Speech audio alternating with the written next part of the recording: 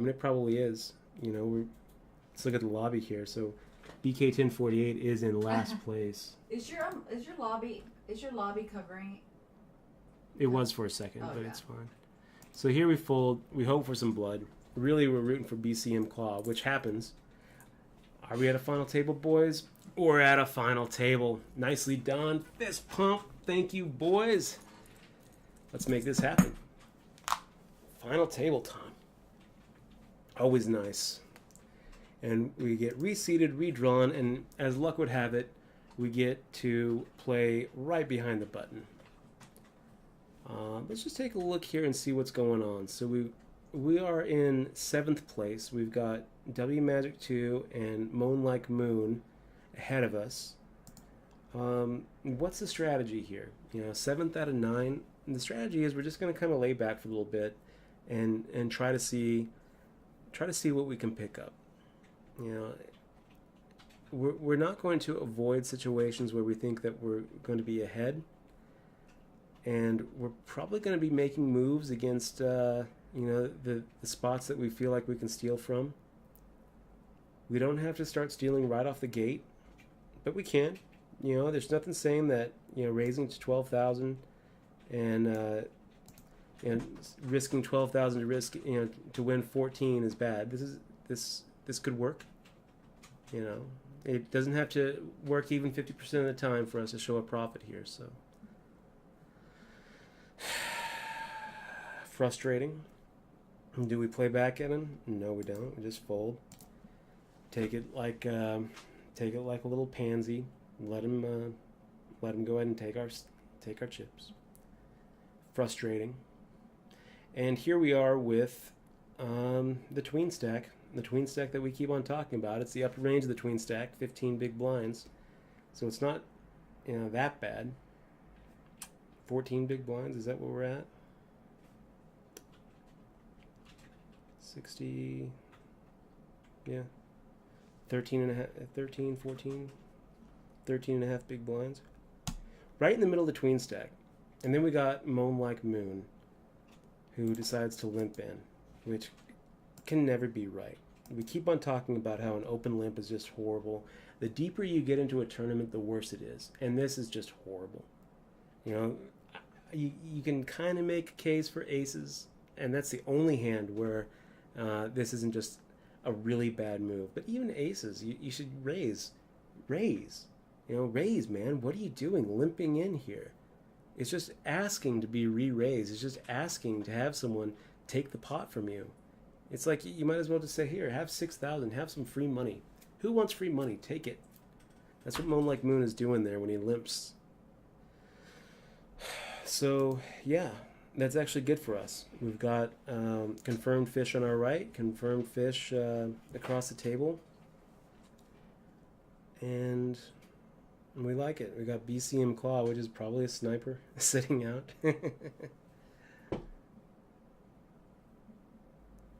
And yeah, guys, thanks for joining me here. It's always a fun ride when you make a final table. So far, we've done 2 of these streams and made we're 2 for 2 for making final tables, which is always pretty nice. We're in a good spot here. Even though we're 7th, it's 8th out of 9th. We have enough to really make some play, make some moves. Probably what we're going to be doing here is, unless we find a spot where we can 3-bet shove with what figures to be the best hand, or 3-bet shove with a hand that figures not to get called, we're probably going to go ahead and let ourselves get eaten up a little bit until we get down to about 10 big blinds, which actually the blinds are going to be going up. It's so funny when you look at these structures. Because a little while ago we had the structure go from like 1,400, 2,800 to 1,500, 3,000, which was just a super small jump, and now we're going from 3,000, 6,000 to 4,000, 8,000, which now we're at the final table and we're increasing the blinds by 33%. That makes 0 sense. Someone needs to just shake the tournament directors over at WSOP.com because, wow, you guys, what the hell? Why are we going up from? Why are we having a 33% jump at this stage? Anyway, you'll notice that the antes are pretty small in comparison to the small blind. We can go ahead and take a few orbits off, try to wait for a hand that figures to be the best before we start making moves. But really, we're going to have to start shoving all in with our stack, because we really don't want to get too much below 10 big blinds, and we do have enough in front of us to really do some damage to anybody who would happen to call and either be wrong or call and be right and still lose because we catch up. So there's still a lot of pressure we can exert against pretty much anybody. Even Sam Adams doesn't want to lose 80,000 of his stack. We lose if we lose an orbit here, we're down to 70,000. Lose a couple more antes, we're down to like the 60,000 range, and we don't our all-in shove isn't going to have quite as much power, but it's still going to have enough. We'll have 8 big blinds once that button hits us. So we can probably, if no spots become apparent between now and the next big blind and the next small blind, we're still probably okay. We're probably not going to get hurt too bad. We're going to go ahead and use a little time management here, and we get a walk. And that's so beautiful. We love it. This is when we just want to give Moan Like Moon a big hug. Yeah, and look at this. This is going to be a spot where if everyone folds to us, we're going to go ahead and take the shove. And hope that we're ahead. If we're not ahead, we hope we catch up. And we hope that we're up against a pocket pair instead of a bigger ace. Okay, good. Back up to 7th out of 9. We got an ace-3 offsuit. This is a tough spot. We got 16 big blinds. Leonidas is coming in with a min raise. Let's go ahead and see what his player notes said. Did we say what this guy was doing, min raising? I don't think we did. Here we're just rooting for blood. Come on, blood.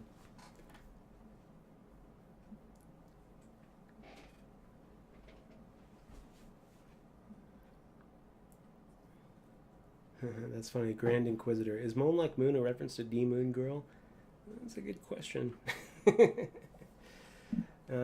If I'm going to say no, just because of the way this guy plays, it makes me think that he is not familiar enough with poker to even know who D Moon Girl is. So let's take stock of what we just saw. So what we just saw was Leonidas raising minimum under the gun +1 and folding to a pretty small re-raise by Katie Ann. We're going to go ahead and put that in his notes and hope that he's consistent with these pre-flop raises. At final table, min raised UTG +1 and folded to a 2.5 times big blind re-raise from behind.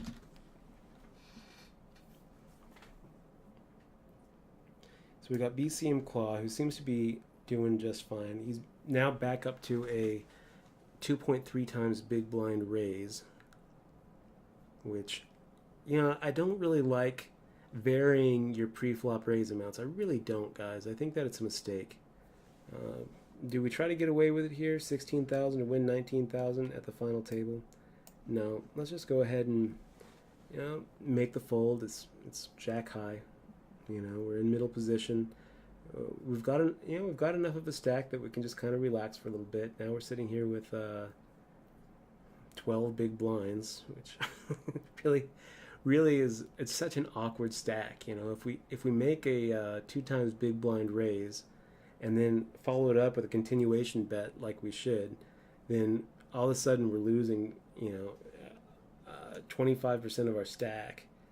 So we're probably better off just waiting until we actually have a shove or reshove hand or spot more than hand.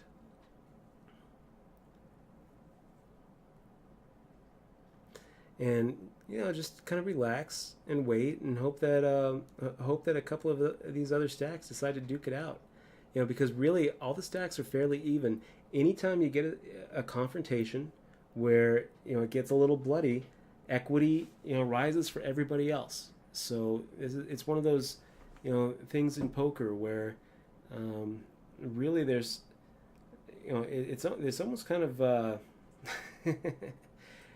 I don't know, you'll often see almost kind of an implicit collusion among big stacks to to try to pick on the smaller stacks together and to kind of take turns. And um, again, anytime we see two stacks start ramming heads at this point in the tournament, it's good for everybody. And it doesn't matter who wins or loses. Ideally, we'll see some of the weaker players win, but if the weak, really what we'd like to see is players bust out, or if we're a monster stack, we just want to see everybody's average stack keep on going down while we continue to abuse the table. Unfortunately, we don't have the stack to abuse the table at this point. We got to kind of wait. If we do have a situation where we double up with some big hand, then we can start thinking about maybe abusing the table. And certainly if we're able to quadruple up with two really good hands back to back, then we can really start raping everybody. And that's when poker gets really fun.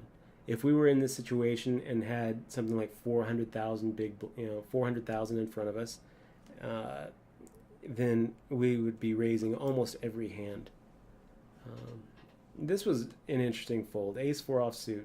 Given that we've got Moan Like Moon, who's been playing pretty tight in the big blind, I think a decent argument could be made that maybe that was a decent steal spot.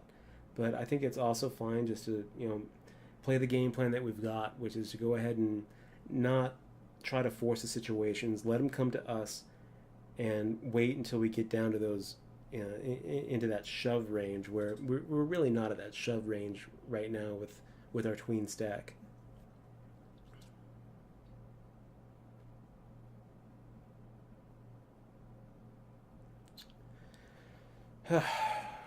Stressful, you guys. Let's go ahead and take a couple deep breaths. We don't really know why Sam Adams is giving these guys a cheap flop. It doesn't make any sense. Actually, at this point of the tournament with the stack he's got, that is going to deserve a bony fish. A couple deep breaths. Let's go ahead and get back our. Let's pull out our full-handed no-limit hold'em bracelet. And since we are in a full-handed situation here, let's just kind of hold it for luck. Justin West in the chat. Thanks for joining us, buddy. Good to see you. Okay. So King Queen offsuit, that's a pretty good hand to have. Honestly, if Moon Like Moon shoves here,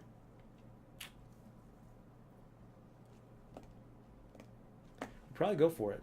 This is probably good enough where he could easily be making this move with any two cards, and we could be in a situation where we just have him dominated. So let's go ahead and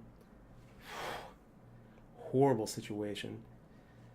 Could we see a 10? Is it possible to see a 10? Wow. So that's a little bit of a cooler. We kind of figured to have more equity in that spot than we ended up having. It sucks quite a bit to have that hand right before the break. Now we just have to think about that for a while and think about how bad we got it in. Usually we're up against, at worst, like an ace jack, ace queen, where, at least we have 25% equity. Ugh. Horrible. We hate that situation. I don't know why we think that king queen is a good hand. But let's see. Let's assess the damage. We're going to be coming back with, 5 big blinds, about to be 4 big blinds. We're not really in a spot where we can let the big blind hit us again. So we're really just waiting for a hand to push with. Ugh. Horrid. God, that sucks. We're going to go ahead and take a little stretch. And we're going to come back in 3 minutes and 47 seconds. Thanks for joining us on the stream, and thanks for watching us make this final table. I'm going to go ahead and fire out a little tweet, and if you're watching this, why don't you go on Twitter, follow us at DutchBoyd is the username, and you can give a little retweet to this at the final and then $30 no limit rebuy on WSOP. WSOP Nevada. Twitch streaming with a 4-minute delay. Come watch us take this home. And we're going to twitch.tv/DutchBoyd. God, I hate losing that king-queen hand. Ugh. Horrible. now we get to decide. Now we just get to second guess ourselves too, and think maybe we should have folded. He did raise 3 times, 4 times the big blind. Basically, he's telling us that he's got king queen beat. We decided to come along for the ride, but I don't know. Sometimes it just doesn't feel that way. And you're in the moment. You make the moves that you make. I'm okay. Still in it to win it, boys. Let's do this.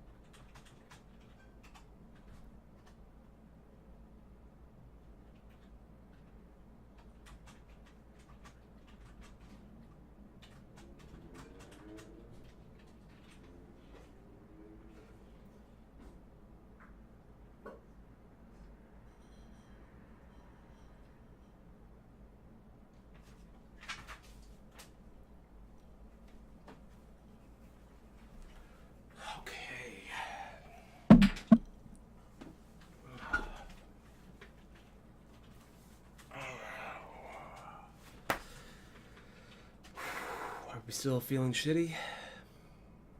Yeah. Yeah, we're still feeling shitty. We're still feeling pretty bad about that one. Shake it off.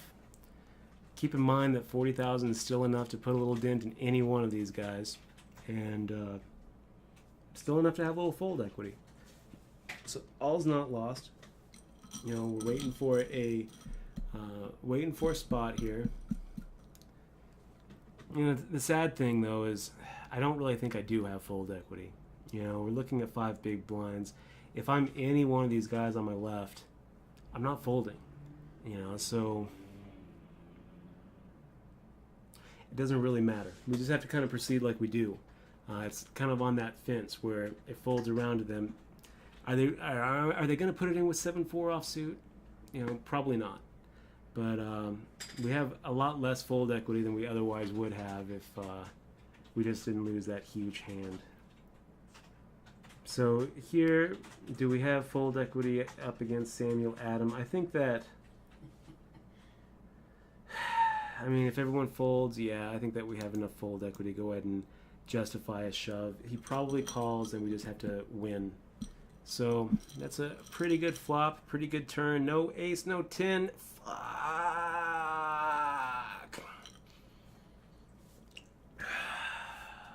God. That's so hard to lose it like that. It's so hard to lose when it's almost easier when the ace comes on the flop and you don't have to just take that horrible equity beat where you just kind of get this tease like you're back in it. Yeah, we're out. We're gonna go ahead and let this stream for another 4 minutes, and man, it hurts. It hurts to be us right now. It really does. So this is the end of the stream. Thank you guys for joining us. If you had a good time, go ahead and hit that follow button right down there. Follow us on at Dutch Boyd over on Twitter, and if you really want to help, go ahead and check out Poker Tilt over on Amazon, Kindle Store, Nook, iTunes, Barnes and Noble. It's getting pretty good reviews. Here's what Johnny Monette, 2-time WSOP bracelet winner, says: a very compelling narrative of one of poker's most interesting and dynamic personalities. I can't make this stuff up. An excellent read that really gives an inside look at the times that were. I highly recommend this book, says Gavin Smith, 1-time WSOP, 1-time WBT bracelet winner. Lane Flack says, I haven't had time to look at it. I'm sorry. Quote something for me and I'll stand by it. Thank you, Lane. We will quote you on that. Jeff Matson says, Dutch's personal story is fascinating. A refreshingly unique perspective through the poker boom and beyond. Well put, Jeff. Why don't you go ahead and, if you enjoyed the stream, hit the follow. Go ahead and, retweet my next Twitch streams over out on Twitter. And